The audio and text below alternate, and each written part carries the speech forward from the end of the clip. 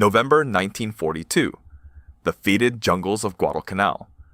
American Marines crouched in hastily dug foxholes as Japanese forces launched yet another nighttime assault against Henderson Field. In the suffocating darkness, enemy soldiers emerged from the tree line in waves, their bolt-action Arisaka rifles cracking through the humid air. The Marines needed to lay down rapid, accurate fire to break these human wave attacks, but the standard bolt-action rifles that had served armies since the previous century demanded precious seconds between each shot. Seconds that could mean death in close jungle combat. A Marine corporal pressed his cheek against the stock, squeezed the trigger. The crack split the darkness. His target dropped. Now came the fatal pause. Right hand leaving the trigger, fingers grasping the bolt handle, yanking back against resistance. The spent brass cartridge tumbled into mud. Push the bolt forward. Chambering the next round required deliberate pressure. Lock it down. Shoulder the weapon again. Find the target. Another enemy soldier had closed 20 yards during those 3 seconds. If you're enjoying the story so far, consider subscribing. I'm Jason, and on this channel we uncover the forgotten weapons, battlefield problems, and naval crises of World War II. Now let's return to the moment this crisis began. The Marines at Henderson Field faced a mathematical reality that no amount of courage could overcome. A bolt-action rifle, no matter how well made, imposed a mechanical ceiling on combat effectiveness. The Lee Enfield, pride of British infantry, managed the fastest bolt cycle of any service rifle, 10 aimed rounds per minute in practiced hands. The American Springfield 1903 achieved perhaps 8, the German Kar 98K, the Japanese Arisaka Type 99, the Soviet Mosin-Nagant, all fell within this narrow band of performance. That performance collapsed under combat stress. In training ranges with controlled conditions, riflemen demonstrated respectable rates of fire. But Guadalcanal was not a training range. Humidity rusted metal overnight. Coral dust ground into actions. Sweat-slicked hands fumbled bolt handles. Most critically, working a bolt action demanded the shooter break his firing position. Eyes left the target. The rifle moved. Muscle memory reset. Against enemies who materialized from jungle shadows at knife-fighting distance, this interruption proved nearly suicidal. Standard infantry doctrine from the previous war relied on massed rifle fire to suppress enemy positions. Missions like breaking an attack, stopping an advance, or holding a defensive line all depended on volume of fire. A platoon of 40 riflemen with bolt actions could theoretically deliver 320 rounds per minute, but that calculation assumed ideal conditions, that everyone fired continuously, nobody reloaded, targets remained visible, and weapons never jammed. Reality cut that figure by 2/3, to perhaps 100 rounds per minute from 40 men. Against a determined enemy using infiltration tactics to get inside effective range before defenders could react, 100 rounds per minute was not enough. The Japanese understood this perfectly. Their doctrine emphasized aggressive night attacks, close combat, and speed of maneuver. Get inside 50 yards before the Americans spot you. Once there, bolt-action rifles lose most of their advantage. A bayonet thrust takes 1 second. Working a bolt and reacquiring a moving target takes 3. The mathematics favored aggression. American commanders on Guadalcanal watched their casualty reports with growing alarm. 1st Marine Division suffered 650 killed and 1,278 wounded in the October battles around Henderson Field. After-action reports painted a consistent picture. Marines expended enormous amounts of ammunition trying to generate sufficient firepower density. Individual marksmanship remained excellent. The failure was the mechanical inability to get rounds downrange fast enough. European theater operations revealed similar patterns. When American forces landed in North Africa during Operation Torch in November 1942, they encountered German veterans with defensive tactics honed in 2 years of Soviet fighting.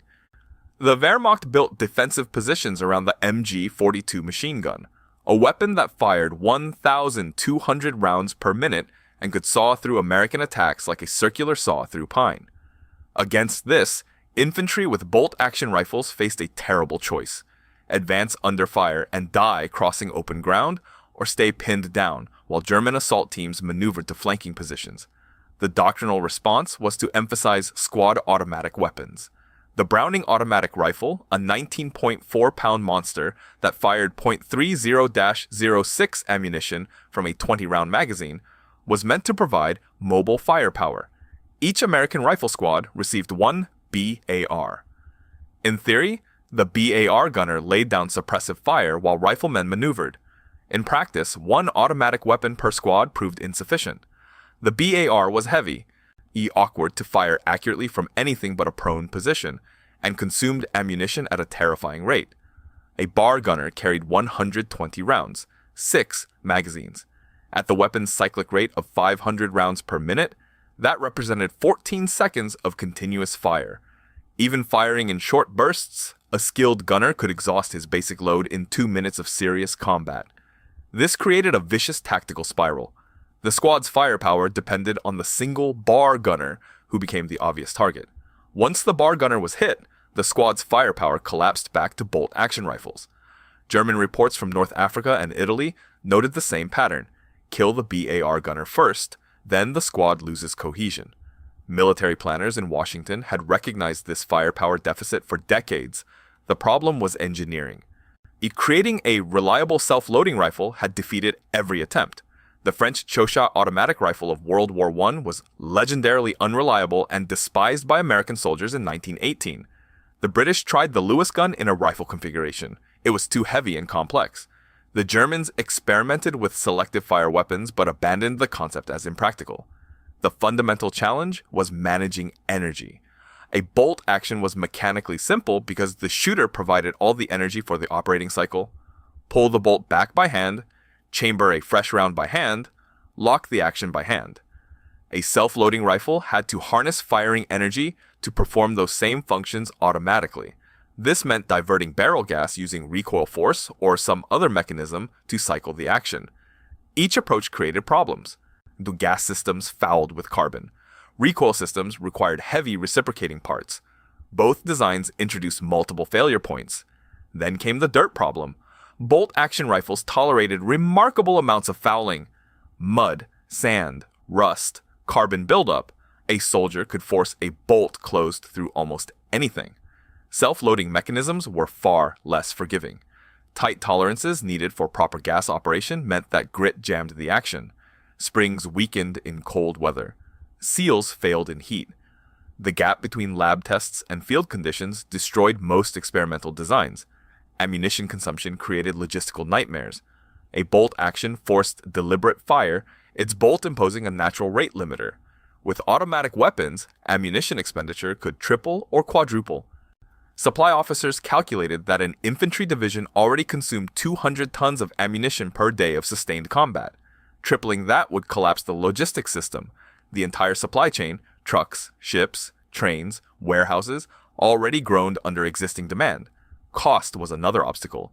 A Springfield 1903 bolt-action rifle cost the government $26.20 in $1940. An experimental self-loading design might cost $50 or $60. For an army of 8 million men, the price difference was over $200 million, enough for 50 destroyers or 400 Sherman tanks. In peacetime, that calculation killed proposals. Even in war, accountants demanded proof that doubling rifle cost would provide a meaningful battlefield advantage.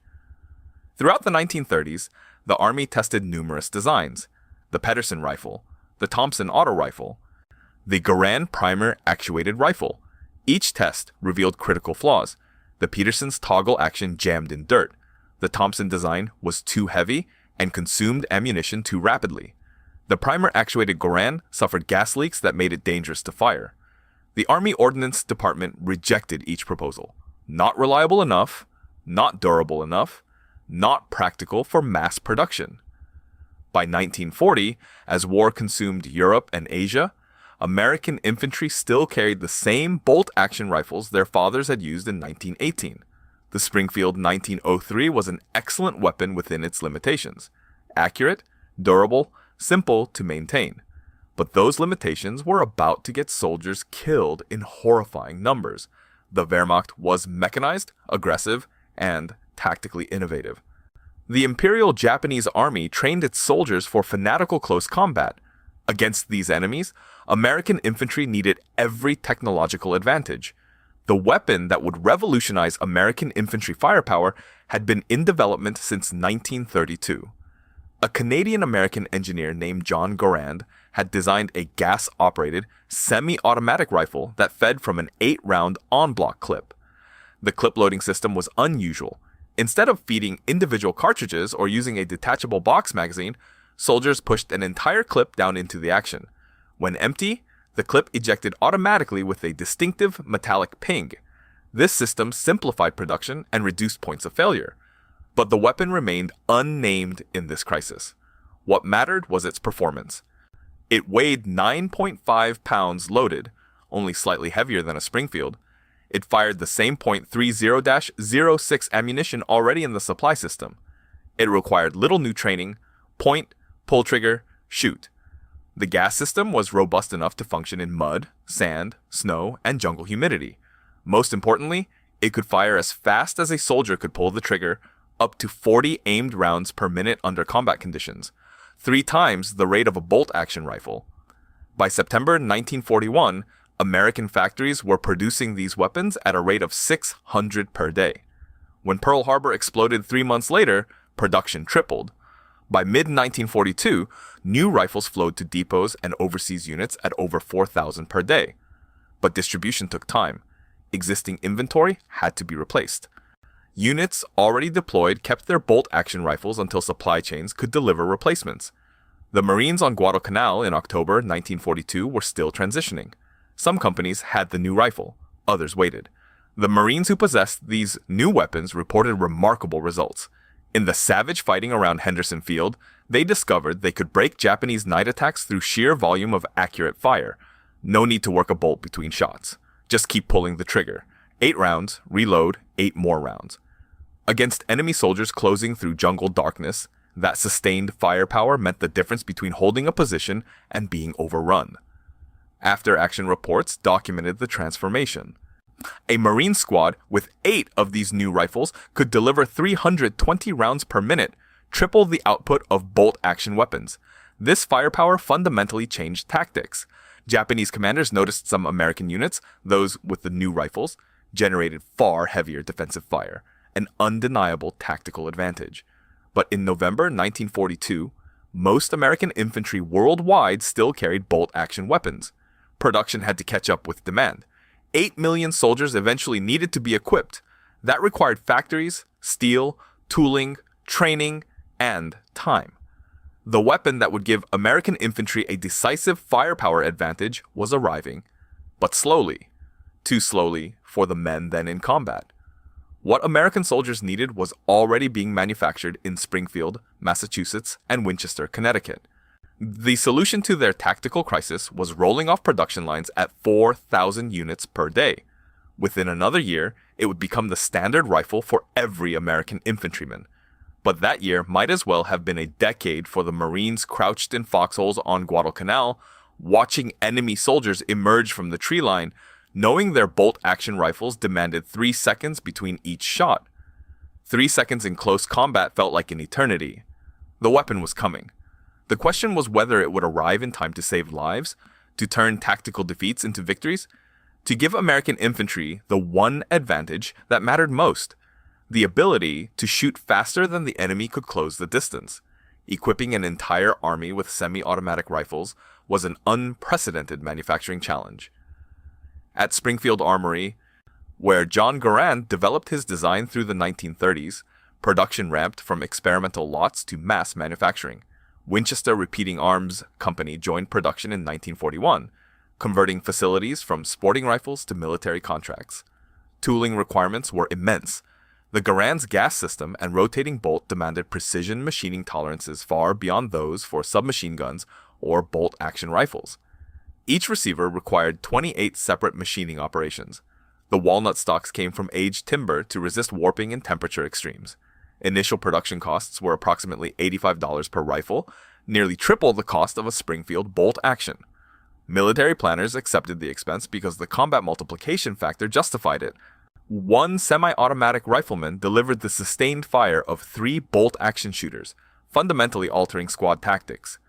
By 1943, Springfield Armory alone produced 4,000 Garands daily, with Winchester adding another 600. The weapons moved from factories to training depots where recruits encountered capabilities their father's generation lacked. The rifle's 8-round en-bloc clip system sparked controversy among ordnance officers who favored detachable box magazines. Garand's design required the entire clip to be inserted into the receiver from above. When the 8th round fired, the empty clip ejected automatically with a characteristic metallic ping, a sound that became synonymous with American infantry firepower. Critics argued the system prevented topping off partially empty rifles, a valid tactical concern. The combat experience, however, showed other priorities. The en-bloc clip reloaded faster than fumbling with loose cartridges for a bolt-action magazine. Soldiers carried clips in canvas bandoliers. An experienced rifleman could reload in under 3 seconds. The system's simplicity under stress outweighed its inability to top off. The ping generated folklore, with stories that Japanese and German infantry listened for the sound to rush a vulnerable position. Combat veterans largely dismissed these tales. The chaos of firefights rendered the clip ejection nearly inaudible beyond a few yards. More importantly, American rifle squads did not consist of one man firing alone. When one Garand pinged empty, other rifles continued firing. At Guadalcanal in August 1942, the Garand received its first sustained combat test in the Pacific. The 1st Marine Division, partially equipped with the new rifles, found immediate advantages in jungle patrols. Japanese forces, armed with the Type 38 Arisaka bolt-action rifle, relied on superior fieldcraft and close-range ambushes to overcome their firepower disadvantage. American Marines with Garands could answer ambushes with immediate, sustained fire. Doctrine shifted. Rather than seeking cover and returning measured fire, Garand-equipped squads could suppress ambush positions with continuous, accurate shooting while flanking elements maneuvered. After-action reports from Guadalcanal noted that individual Marines with Garands routinely engaged multiple targets in rapid succession, a capability bolt-action shooters could not match. The rifle's semi-automatic operation allowed shooters to maintain sight picture, as there was no bolt manipulation to throw off aim between shots. Follow-up shots arrived on target within a second. Japanese infantry, conditioned to expect the pause of a bolt action, found American riflemen firing again before they could get back into cover. The European theater provided different tests. In Normandy's hedgerows during June and July 1944, visibility rarely exceeded 50 yards and combat dissolved into brutal close-range encounters where superior firepower was decisive. American infantry squads, typically fielding 8 Garands supplemented by a Browning automatic rifle and Thompson submachine guns, generated devastating volumes of accurate fire. German infantry, predominantly armed with Carabiner 98K bolt-action rifles with a minority carrying semi-automatic Gewar 43 rifles, recognized the disparity immediately. Captured documents and post-war interrogations revealed German tactical adaptations designed to counter American firepower advantages. German doctrine increasingly emphasized machine gun employment at the squad level and immediate aggressive counterattacks before American rifle squads could establish fire superiority. These adaptations acknowledged that in sustained firefights, German bolt-action riflemen could not match American rates of fire. The Battle of the Bulge in December 1944 tested the Garand under the worst conditions the European theater offered. Temperatures plunged below 0 Fahrenheit, with snow and freezing rain coating everything. Soldiers discovered that the rifle's gas system, properly lubricated with light oil rather than heavy grease, continued functioning when bolt actions froze solid. The Garand's protected operating rod and rotating bolt resisted ice accumulation that jammed exposed bolt handles. Ammunition proved more problematic than the rifle. Soldiers learned to keep cartridge clips inside their jackets, where body heat prevented moisture from freezing on cartridge cases. During the defense of Bastogne and subsequent counterattacks through the Ardennes forests, the Garand's sustained fire capability was crucial.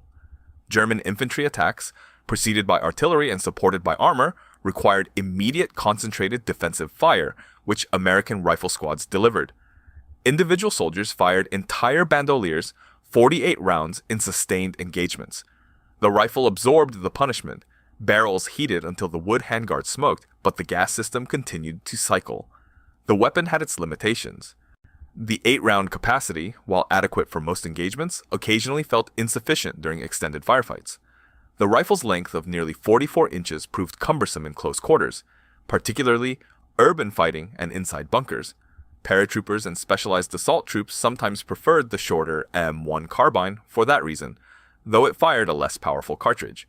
The en-bloc clip system, while reliable, could not be topped off with loose rounds as bolt actions allowed.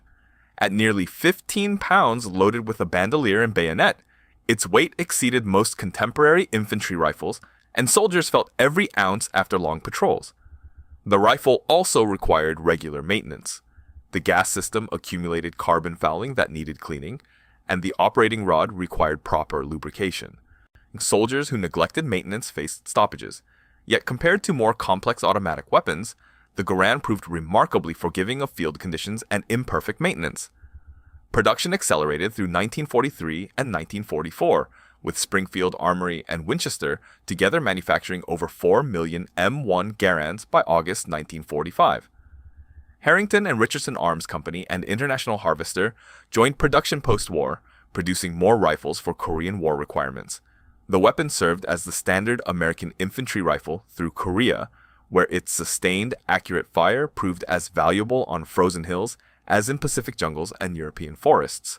The rifle remained in frontline American service until 1957, when it was replaced by the M14, a Garand modified for detachable 20-round magazines and selective fire capability. Even then, Garands remained in reserve stocks and National Guard armories into the 1960s. The rifle saw limited service in early Vietnam as a designated marksman weapon, its accuracy and power still valued in specific roles. Beyond American service, the Garand equipped numerous allied nations. Italy manufactured the rifle under license as the Model 1952, and Denmark adopted it post-war. The rifle armed South Vietnamese forces and appeared in conflicts worldwide through the 1970s. Today, it remains highly regarded among collectors and competitive shooters. The civilian marksmanship program continues selling surplus Garands to qualified American citizens, introducing new generations to the weapon that transformed infantry combat. Historians recognize the M1 Garand as one of history's most influential military rifles, not for pioneering semi-automatic operation, but for proving such rifles could be manufactured in the millions, issued to ordinary soldiers, and relied upon under the worst conditions of war. It answered the question Chapter 1 posed: could infantry firepower overcome bolt-action limitations? The Garand's 8-round clip, fired as fast as a soldier could aim and squeeze the trigger, multiplied individual effectiveness threefold. That multiplication changed warfare itself.